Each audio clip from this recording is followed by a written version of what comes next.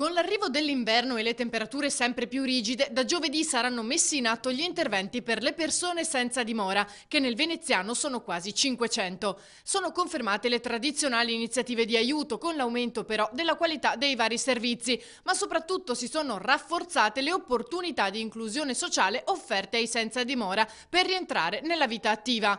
Una di queste proprio all'interno della Casa dell'Ospitalità, che si è aggiudicata il bando per la gestione. Ci aiuteranno sia nella mediazione in strada che nella mediazione anche poi all'interno della struttura, con l'obiettivo di partire anche da un apparentemente semplice servizio di assistenza per farlo diventare anche occasione anche per altri per fare un percorso di autonomia e di uscita dal disagio. Nell'ultimo anno, specifica l'assessore Venturini, sono state una quarantina le persone coinvolte nei percorsi di autonomia con risultati positivi.